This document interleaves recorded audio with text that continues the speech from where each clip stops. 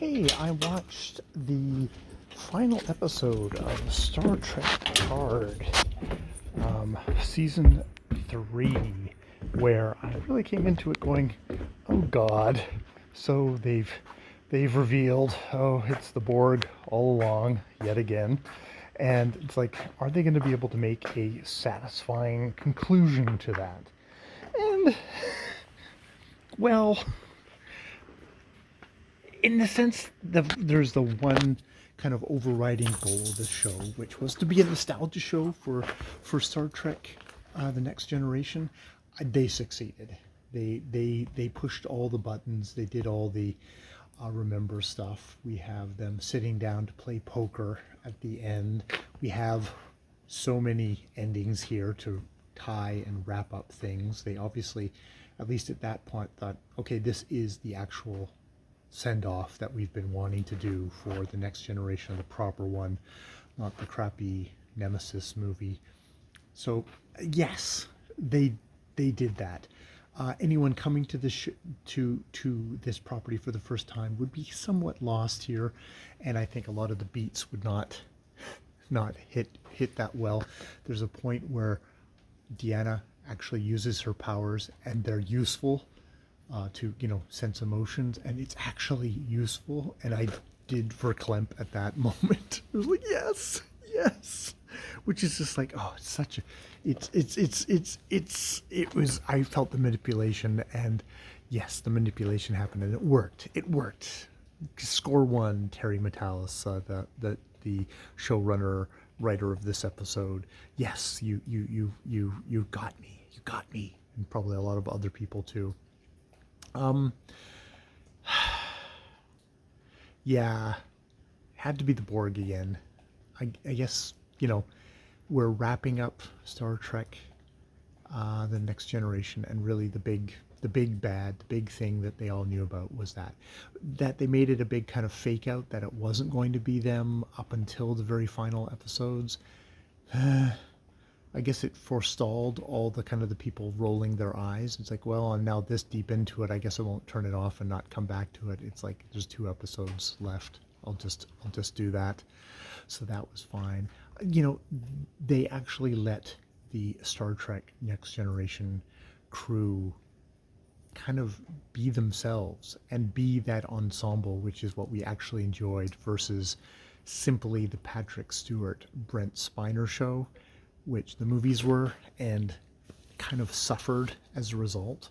I have to say, I don't know if it's Patrick Stewart or just Jean-Luc Picard, but Jean-Luc Picard in this later iteration of these 3, well, I only watched the first season and the last season. I haven't really particularly enjoyed that characterization. It seems to have kind of lost something of what made Jean-Luc Picard such the appealing daddy figure.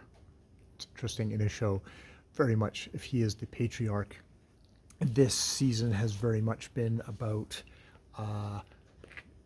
the issues of the feminine, the monstrous feminine of the Borg queen. We've got Amanda Plummer's character as a villain. We also have Beverly Crusher deciding for Jean-Luc that she should conceal her son from him. We've got kind of a smaller thing of Deanna deciding to take Riker's pain from him without, particularly asking one way or the other. And worst counselor ever. Worst counselor ever. And that, yeah. But, a lot of like kind of really discomfort with, or a lot of like, we're being smothered by our mothers kind of vibe to the Star Trek show, which, unfortunately kind of, you can see why back in the day, Beverly Crusher and Deanna Troi were such ill-served characters on the show. Because there's definitely that discomfort with females.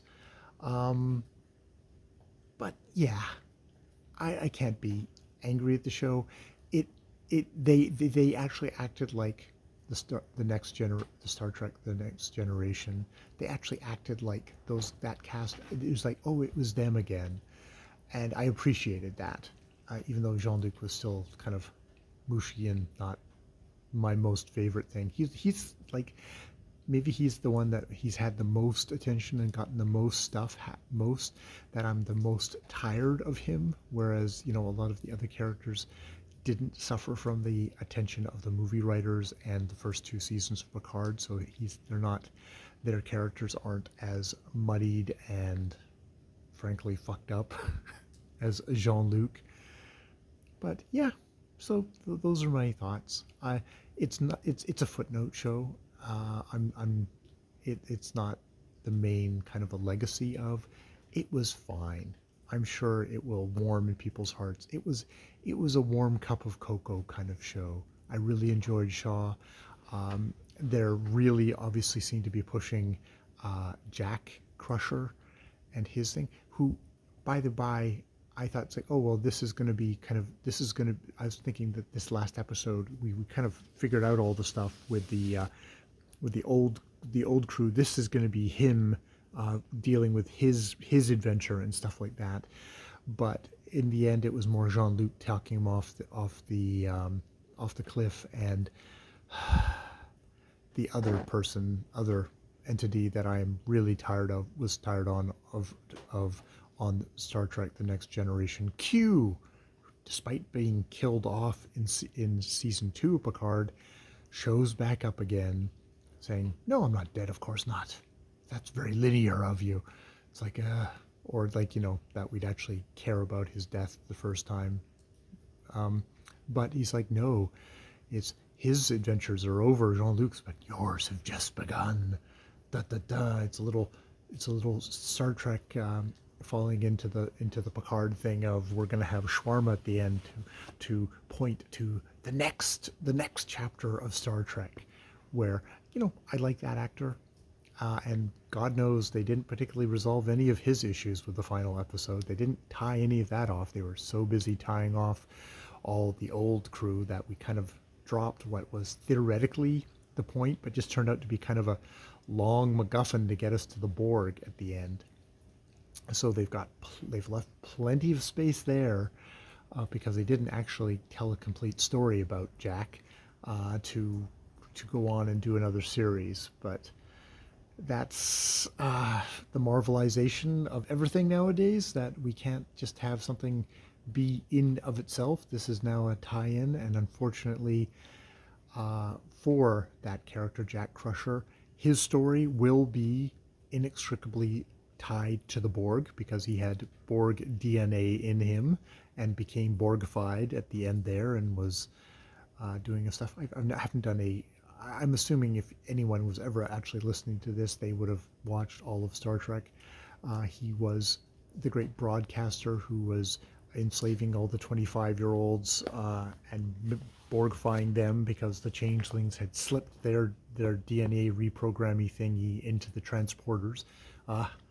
See, Bones was right. Those transporters are going to get you in the end. So he's inextricably connected to the Borg, and apparently he's inextricably connected with Q. So it is Jack Crusher as a character will suffer from struggling under the legacy of the Next Generation show and being kind of a footnote to that, or will it become its own thing? Will someone maybe a little bit more independent-minded than Terry Matthias come along? Or will, because there won't be all the kind of the old crew to fan service, maybe he'll strike off in a different direction. Or 7 of 9 will be the captain, and so we'll have a whole Voyager reboot. With all those characters getting dragged in for more remember this, which isn't what has been appealing of a lot of the new Star Trek.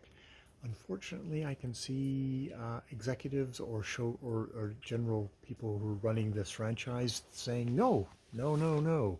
We know what you like. You like getting reminded of old shit. because when we tried to do new shit, we did it so poorly in Star Trek Discovery, at least in the maybe 2.5 seasons I watched. It was done so poorly you didn't like it because it was done poorly. Yeah. Well, it's always fun to talk about Star Trek, and it's fun to listen to other people talk about Star Trek. I've really enjoyed Steve Shives. I've really enjoyed Jesse Gender, and their two channels talking about it, which is the best thing. You just want geeks grousing about Star Trek. That is catnip to me. All right, I will leave it there. More videos later.